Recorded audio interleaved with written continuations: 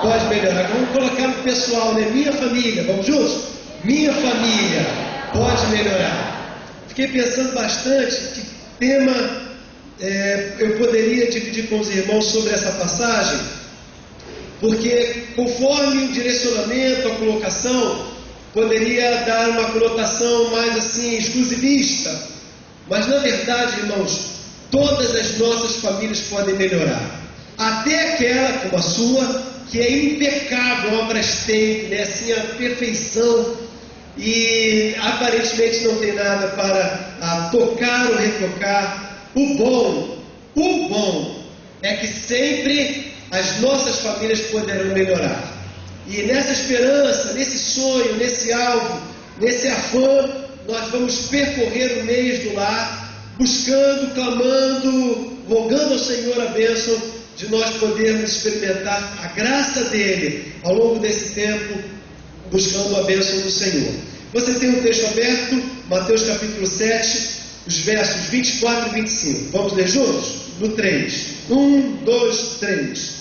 Todo aquele, pois, que ouve estas minhas palavras e as pratica, será comparado a um homem prudente, que edificou a sua casa sobre a rocha.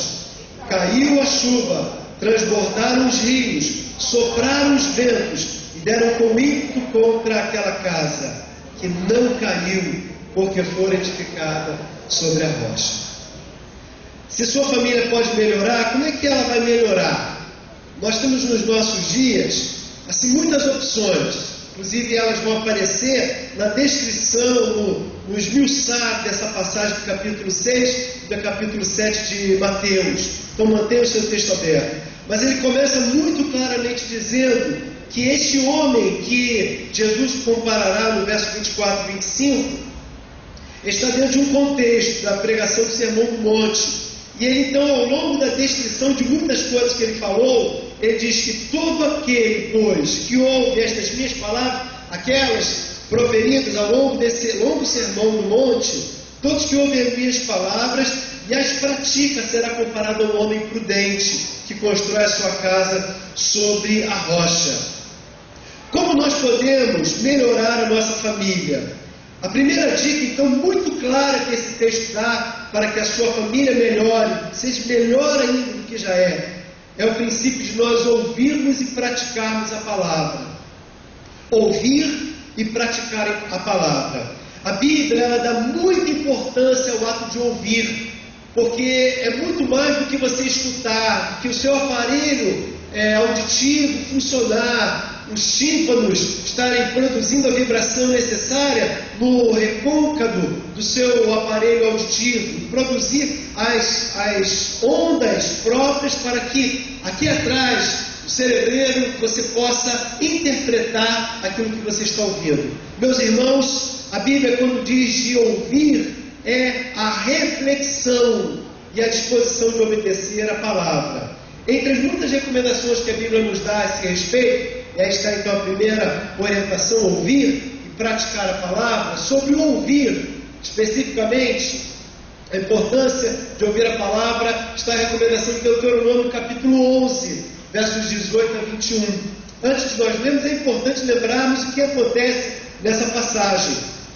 O povo de Israel é um povo separado por Deus, querido, amado por Deus. Mas por uma construção divina, eles estão agora no Egito, em grande sofrimento, numa amargura, e Deus precisa que eles ouçam a palavra, coloquem no coração a palavra, e percebam a importância da palavra. Num tempo em que havia muita necessidade de uma identidade social, uma identidade nacional, uma identidade tribal também, como família de Abraão, para que o povo, no meio de tantas opções que havia naquele tempo, eles se identificassem como um povo de Deus, separado por Deus para um propósito muito específico. Deus dá essa orientação.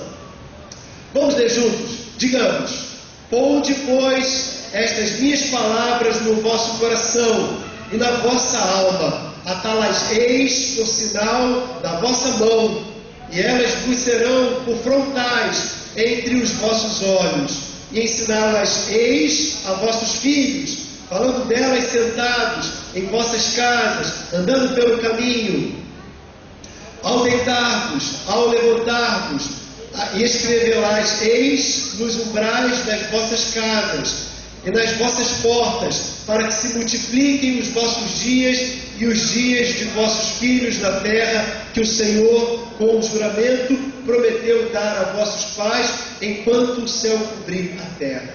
Uma orientação para que inculque dentro da cabeça dos seus filhos, coloque em todo instante a palavra de Deus, porque, meus irmãos, era um momento em que facilmente eles perderiam a visão e se dispersariam no meio das nações e perderiam o alvo que Deus tinha para eles. O tempo passou, mas nós podemos olhar para isso como verdade para os nossos dias. Facilmente nossos filhos se perderão no meio das opções do mundo.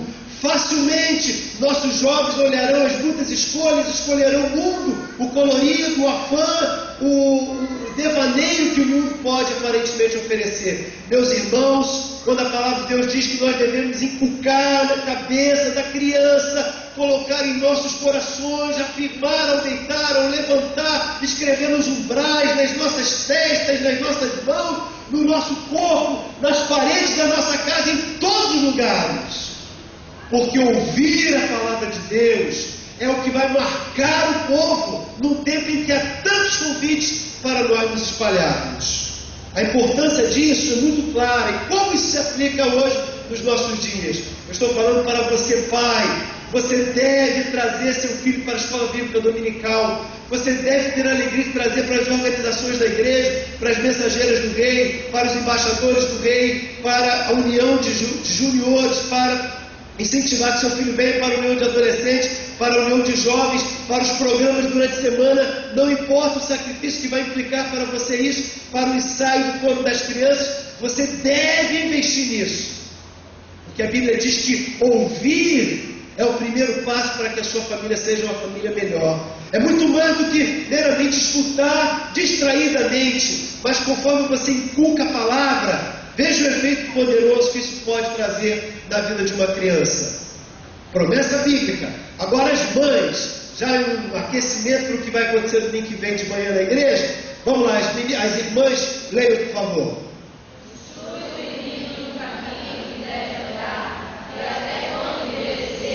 Não se desviará dele. Agora os homens, instrui o menino no caminho que deve andar, não se desviará dele. Você sabe, irmãos, eu fui com meus 9 anos morar em São Camará, ali na comunidade chamada Favela de Sapo.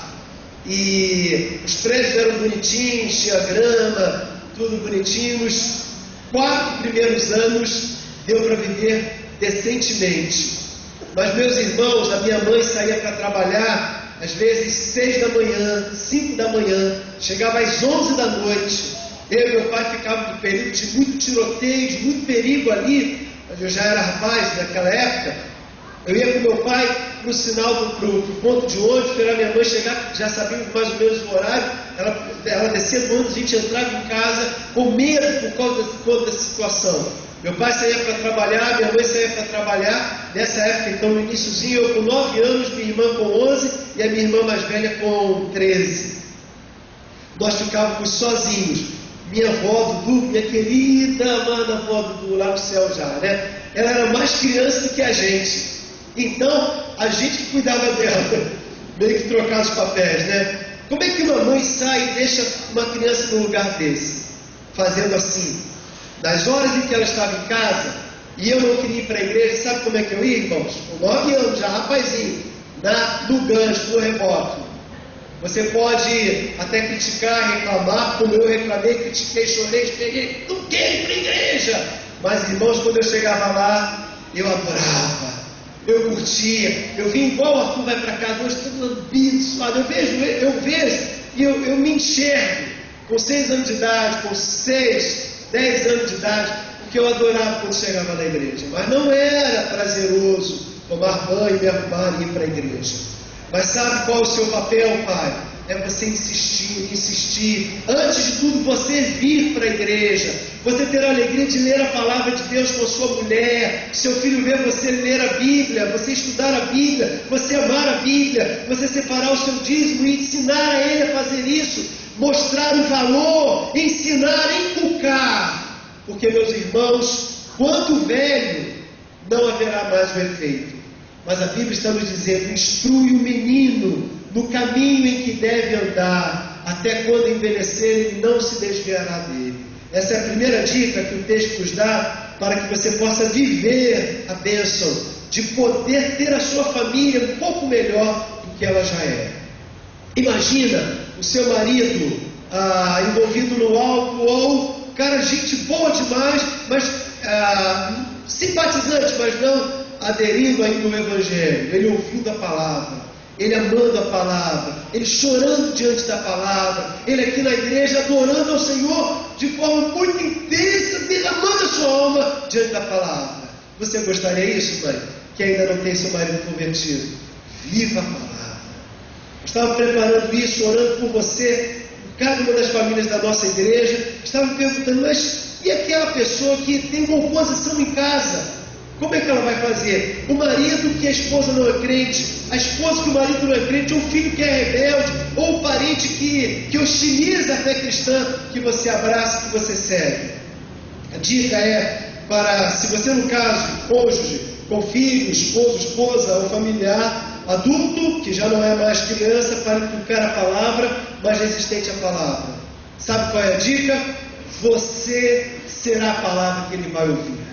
Você será a palavra que ele verá. Você será a palavra que ele lerá. Paulo diz que nós somos cartas abertas. Nós não vamos falar o tempo todo, mas, irmão, você vai amar Jesus. E é amor a Jesus, você vai viver Jesus na sua casa. A esposa, quando estiver naquela hostilidade do seu marido, você vai com... Nessa zona não, tá, irmão? É oração mesmo, né? Ó, Jesus, unge esse feijão para ele gostar bastante do feijão, né?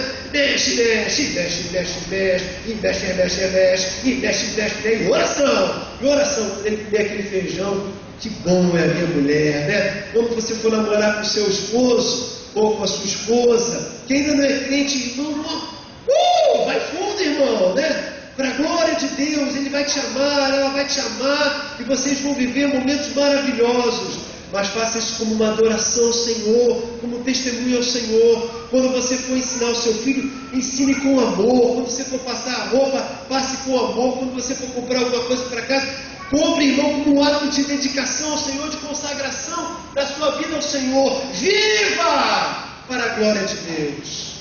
Esse marido incrédulo vai ouvir a palavra pelos teus gestos, pelo teu comportamento. Ele vai ler e ele vai ouvir a palavra, querendo ou não querendo, porque a Bíblia diz, irmãos, que é através de nós que nós conseguiremos fazer isso, quando ele não quer abrir o seu coração. A fé vem pelo ouvir e ouvir a palavra de Deus. Romanos capítulo 10, verso 17.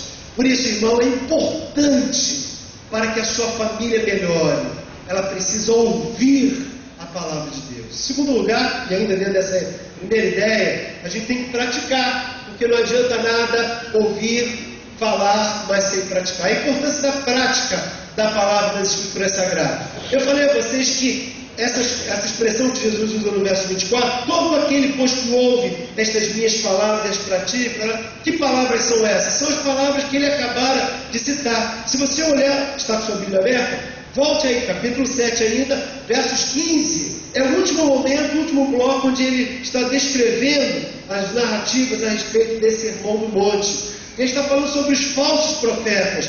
Verso 15 e 16, veja aí comigo. Acautelai-vos dos falsos profetas, que vos apresentam disfarçados em ovelhas, mas por dentro são lobos roubadores. Pelos seus frutos os conhecereis. Colhem-se, porventura, uvas dos espinheiros ou figos dos abrolhos? Assim, toda árvore boa produz bons frutos, porém a árvore má produz frutos maus. Não pode a árvore boa produzir frutos maus, nem a árvore má produzir seus bons frutos. Toda árvore que não produz bom fruto é cortada e lançada ao fogo. Assim, pois, pelos seus frutos os conhecereis. Nem todo que me diz Senhor, Senhor entrará no reino dos céus, mas aquele que faz a vontade do meu Pai que está nos céus. Muitos naquele dia hão de dizer: Senhor, Senhor, porventura não temos nós profetizado em teu nome, e em teu nome não expelimos demônios, e em teu nome não fizemos muitos milagres?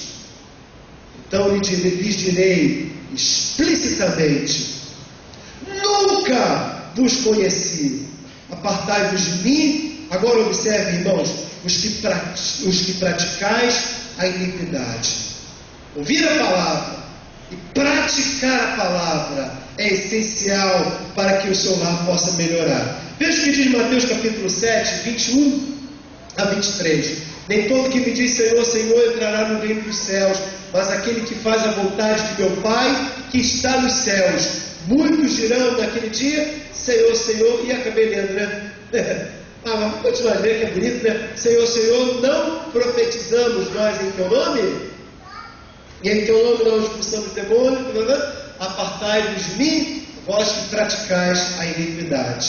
O alerta, então, é que aquelas pessoas realizavam muitos sinais, mas praticavam iniquidade.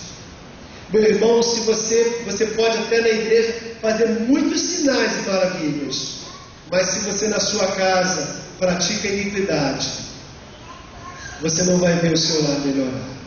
Você vai orar, Deus não poderá te atender. Sabe por quê? Porque o requisito é ouvir e praticar. Ouvir e praticar. Praticar a palavra é interessante que é uma decisão pessoal, individual, não é inicialmente coletiva. Mas, irmãos, o texto deixa muita clareza nisso. Repercute diariamente, diretamente na sua família. O verso 24, que é a base da nossa mensagem, com 25 diz, Mateus 7, 24 e 25: todo aquele, pois, que ouve estas minhas palavras e as pratica, será comparado ao homem prudente. Até aí é uma perspectiva, uma dinâmica muito individualizada. Ele ouve, ele pratica, ele é prudente. Agora olha o efeito sobre a sua família: que edificou a casa sobre uma rocha. A sua família que mora sobre essa casa, ela recebe efeitos diretos de uma vida que ouve e pratica a palavra de Deus. A sua casa, ela é abençoada diretamente quando você ouve e pratica a palavra de Deus. Paulo nos diz isso com muita clareza quando ele afirma, isso aí é a sentença, vamos ler juntos, né? Vamos juntos. Praticar é uma decisão diária, individual, mas que repercutirá diretamente na sua família.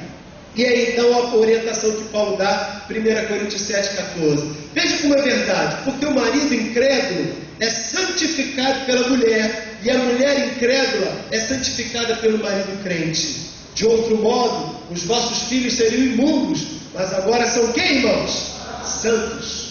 Você vai se virar para sua mulher ímpia ainda, de madrugada, depois de fazer muito carinho nela, você vai levantar as mãos santas que praticam o Evangelho, e vai repreender toda amarra, toda hoste, toda a opressão do inimigo sobre a vida dela.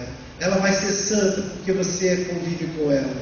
Seu filho, você vai levantar de madrugada e vai pôr as mãos sobre ele, para que nenhum traficante, nenhuma malícia, nenhum laço do diabo envolva o seu filho. Você, marido crente, pai crente, vai separar e santificar os passos do seu filho, da sua filha, do seu parente, do seu familiar não crente. Porque, meus irmãos, quando nós lemos e praticamos a palavra na nossa casa, a nossa casa melhora. Veja que coisa maravilhosa aconteceu no testemunho deste homem, o carcereiro de Filipos. De repente, fundo musical.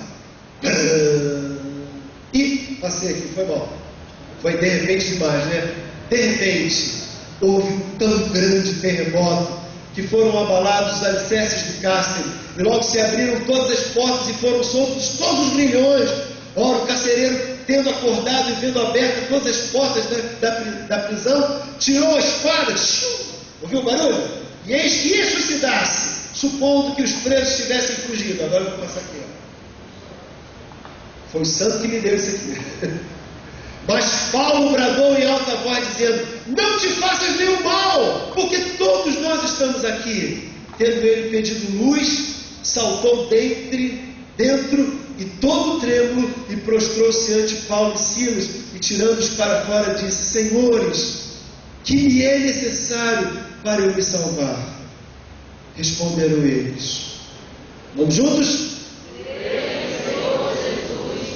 Será salvo tu e tua casa. Olha, meu irmão, quando você crê, você ouve e você pratica, vários efeitos da sua vida vai para eles. Glória a Deus. Você agora pela fé vai colocar o seu parente familiar não crente, sua filha, seu genro que ainda não aceitou Jesus. Você vai colocar a sua vida, se consagrar ao Senhor, vai ouvir a palavra, vai se derramar na palavra, vai viver a palavra, e Ele vai fazer a obra que você não pode. Porque, meu irmão, quando você fundamenta a sua vida na palavra, a sua casa é edificada sobre a rocha. Sobre a rocha. Como é que então eu vou fazer isso? Eu tenho que colocar a minha própria vida sobre a rocha que é Jesus. Eu já citei aqui no verso 24, todo aquele que ouve as minhas palavras, pontinho, é alusivo a umas palavras que estão lá atrás. E aí eu vou te ajudar a voltar nessas palavras. Quais foram as palavras de Jesus que vão fundamentar a minha casa, a minha vida na rocha? Lá no texto, lá atrás, na passagem de Mateus capítulo 6, um pouquinho antes do capítulo 7, 19 e 21, Jesus alertou um risco que alguns querem edificar, melhorar a sua família através do dinheiro, através do materialismo. Estão trabalhando, acreditando que comprando mais, ou tendo um suporte financeiro, uma poupança, um abrigo, uma garantia, sua família será melhor. Ouça a palavra de Deus. Não ajunteis para vós tesouros na terra, onde a traça e a ferrugem os consomem, onde os ladrões minam e roubam, mas ajuntai para vós tesouros do céu, onde nem a traça, nem a ferrugem os consomem, e onde os ladrões não minam nem roubam, porque onde estiver o teu tesouro, aí estará também o teu coração. Se você está escolhendo edificar, melhorar a sua casa pelo dinheiro, você está apegado na ideia, no conceito do materialismo, que não é a resposta. Até ajuda, melhora, te dá um pouco de know-how, de alegria, mas não é a resposta. Há outros que querem melhorar a sua casa, a sua família, as relações através do consumo, comprando. Ora, qual de vós, por mais ansioso que esteja, pode acrescentar um côvado à sua estatura? E pelo que haveis de vestir, ou pelo que haveis de vestir, porque andais ansiosos? Olhai os lírios do campo, que não crescem, não trabalham, nem fiam, contudo vigiam que nem mesmo Salomão, toda a sua glória, se vestiu como um deles. Pois se Deus assim veste a erva do campo, que hoje existe e amanhã lançada no forno, quanto mais a vós, homens de pouca fé. Portanto, não vos inquieteis, dizendo que havemos de comer, o que havemos de beber, ou com que nos havemos de vestir. Pois todas estas coisas os gentios procuram, os ímpios procuram, porque vosso Pai Celestial sabe que precisais de tudo isso. Glória a Deus. Tudo que você precisa, Deus suprirá. Se você viver para a glória de Deus, a sua vida, Ele vai cuidar de você. Hoje de manhã nós falamos com muita clareza sobre isso. Deus está cuidando de você. Não estamos dizendo que por isso você não vai trabalhar, não, você vai trabalhar, mas é Deus quem vai te abençoar e vai completar o que você não pode ter. Sim, irmão, sem sombra de dúvida, nem o apego ao dinheiro e nem o consumo vai ser a resposta para a sua casa. Sua família não vai melhorar, você comprando, obtendo. Sua casa não melhorará dessa forma, como também não melhorará como aqueles que estão buscando aprimorar, dar um know-how, uma melhora na sua casa, na sua família, através dos prazeres da vida. Nós estamos dizendo que sair para passear não é bom, é muito bom. Hoje nós temos mais de 40 irmãos, quase todos eles membros da nossa igreja, daqui a pouquinho chegando de um passeio que o Jefferson promoveu. Ele fez uma caravana para Campos do Jordão. Que bênção! A igreja orou por ele, a gente está feliz. Já vi no Facebook, mandei um beijo, todo mundo volta logo. Não falta a igreja domingo, quarta-feira que vem não. mas é muito bom a gente passear. Os prazeres da vida são bons, mas aqui está falando de outro tipo. Ele falou para essas pessoas que querem melhorar sua família através dos prazeres da vida: entrar pela porta estreita, porque larga a porta, espaçoso é o caminho que conduz à perdição, e muitos são os que entram por ela, e porque estreita é a porta e apertado o caminho que conduz à vida, poucos são os que encontram. Parece estranho, irmão, mas não é incomum encontrar dos nossos jovens, talvez dos nossos, maneira de falar, não necessariamente dessa igreja, mas talvez sim, de outros lugares também, jovens que cantam louvores a Deus e quando acaba o culto vão para um motel com o seu namorado, com a sua namorada, ou durante a semana fazem isso, ou então vão para uma noitada, tomam cerveja, bebem vinho em casa, o pai compra, a mãe bebe, é como se fosse uma coisa social e muito comum. Crente que fuma, crente que faz uma fezinha na loteria, meus irmãos, os prazeres da vida. A Bíblia é tão clara nisso. Pode parecer uma porta larga, convidativa, mas o abismo está no próximo passo. Ao contrário, para você ter uma família melhor, você deve entrar pela porta estreita, do discipulado, do compromisso com Deus, da responsabilidade de pagar suas contas, de ser um bom marido, de educar os seus filhos, de ser o pastor da sua casa, de ser a mulher sábia do seu lar, de se consagrar, de jejuar pela conversão dos seus filhos, pela conversão do seu marido, de economizar, de costurar a roupa, reformá-la para economizar e conquistar em coisas de conjunto maiores e melhores, de estudar para honrar, dignificar o seu pai através daquilo que ele paga para você estudar, para você trabalhar com o seu marido e vocês juntos ganharem mais e abençoarem mais o reino de Deus, para viverem para a glória de Deus. O caminho é estreito, mas ele conduz à salvação eterna. Há uma outra opção, chegando já nos finalmente dessa minha palavra. Alguns estão querendo melhorar sua família através de religiões legalistas, e entre elas muitas seitas evangélicas também. Essas pessoas estão achando que indo naquela igreja que o pastor ora e o fogo sai, sapatinho, queima o fogo, né? Queima o pé, que joga o paletó, todo mundo cai para um lado e cai para o outro, numa dramatização, num frenesi coletivo, numa indução de lavagem cerebral.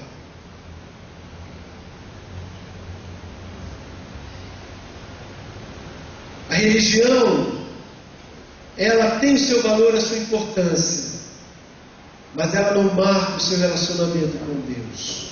Jesus, com muita clareza, falou: guardai-vos dos falsos profetas, que vêm a voz disfarçados de ovelhas, mas interiormente são lobos devoradores. Pelos seus frutos os conhecereis. Fruto aqui é sinônimo de prática. Pelas suas práticas, pelas suas vidas vos conhecereis. Sabe por quê, irmãos? Porque nada do que foi citado como opção levará você à vitória nessa hora, na hora da prova.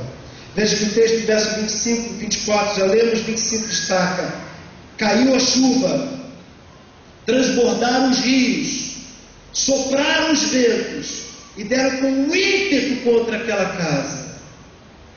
Isso vai acontecer com você, com seu casamento, com sua saúde, com seu emprego, com a sua vida.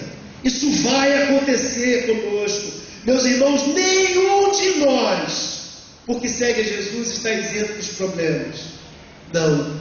Nós esperamos que Deus dê longos anos de bênçãos. 7 vezes 7, mais 7, mais 7. Mas saiba disso, a hora vai chegar, quando a prova virá contundente contra mim e contra você. Na hora dessa prova, vai descer a chuva, as correntes vão vir, os ventos vão soprar, vão bater com ímpeto contra a tua casa. Mas se você ouvir e viver a palavra, será dito da tua família, da tua casa: contudo, glória a Deus, contudo, aquela casa não caiu, porque estava fundada sobre a rocha. Feche seus olhos, por favor. Você melhora a sua vida quando você entrega a sua vida a Jesus. Aliás, eu não quero que você feche seus olhos, não. Abra seus olhos. Vou pedir Vera, Dona Vera e Roberto. Fique em pé um minutinho. Aí, dá uma olhadinha lá para trás. Precisar também, Dona Vera? Aí, podem sentar. Essa semana, pode sentar, queridos. Eu e Cléber tivemos com sua filhinha, tivemos uma experiência maravilhosa. Dizem que bombeiros, por muitas vezes, socorrendo mães que vão ganhar neném, fazem o parto ali naquela hora, na rua mesmo onde estava. Essa semana, na sexta-feira, era a última visita daquele dia, correndo por causa do horário de pegar as crianças da escola. Nós fomos compartilhar a palavra, eu e Cléber, com a sua filha, lá na casa dos irmãos. Que experiência gostosa, irmãos. Com muita simplicidade e objetividade, apresentamos o que a gente fala todo dia, como é bom viver com Jesus. E eu perguntei para ele, para ela, se eles queriam entregar suas vidas a Jesus também. Então, o Roberto começou a chorar, o Roberto também, a gente também. E foi lindo, irmãos, a gente de joelho na casa do Roberto, orando, entregando, apresentando, eles orando, fazendo a oração de confissão, e a gente dedicando aquela casa, aquela família diante do Senhor. Eu me senti, irmãos, no mundo espiritual assim, puxando a cabeça, tirando o bracinho e entregando nos braços do Cléber, que agora é o pai espiritual dos dois. Meus irmãos, como você vai ter a sua casa melhor? Sua casa, sua família melhorará quando você ouvir e praticar, quando você entregar a sua vida por completo ao Senhor. Agora você pode fechar seus olhos. E se você quer entregar a sua vida a Jesus, você quer também que a sua família melhore a partir da sua vida, eu quero convidar que você ore assim, dizendo: Senhor Jesus, eu também quero fazer isso. Eu também quero entregar a minha vida a Jesus. Eu te recebo nessa noite como Senhor e Salvador. Eu oro de verdade em nome de Jesus. Você